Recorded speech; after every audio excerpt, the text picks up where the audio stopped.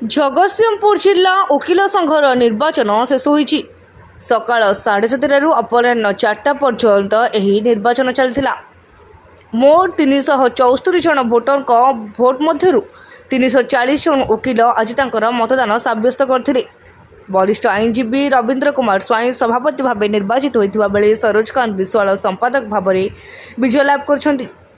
सेहीपरि उपसभापति भाव सूर्यनारायण दास, जुग्म संपादक भाव दुर्योधन राउत और कोषाध्यक्ष भाव प्रकाश चंद्र राय विजय लाभ करछन्ति। तेबे शांति श्रृंखला सहित निर्वाचन शेष होइथिबा बेले निर्वाचन फलाफल प्रकाश पाइछि।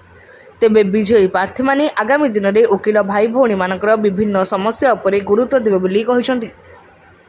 बार को केते उन्नत धरण करार जिते प्रचेषा जेहेतु स्थानीय विधायक होती बार सभ्य एक्टिव मेंबर बर्तमान Jagatsingh bar district bar association active member होती आम मान्यवर विधायक अमरेंद्र दास एवं तांकर प्रत्यक्ष सहयोग आज ये निर्वाचन में मुझे विजय लाभ कर से मत सबु प्रकार प्रतिश्रुति देती जदि आपण कि आम टीम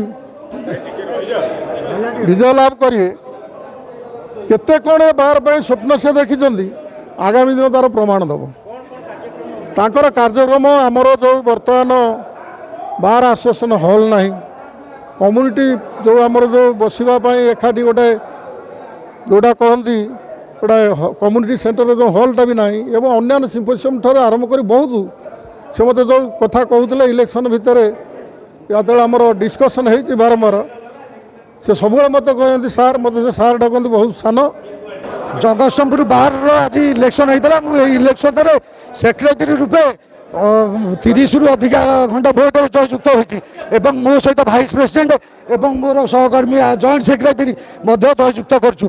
जगतसिंहपुर बाहर उन्नति आम जेकोसी कार्यक्रम करूँ प्रत्येक वकिल मान भविष्य चिंता करूँ हेल्थ कार्ड करूँ केमी प्रोटेक्शन देवु सी हूँ आम कम आम कहूँ प्रत्येक एडवोकेट माने केमिति वेलफेयर फंड अधिका पाइबे से स्टेट बार काउंसिल सहित आलोचना करूँ एवं से डेथ बेनिफिशियरी से भविष्य आम चिंता करूँ।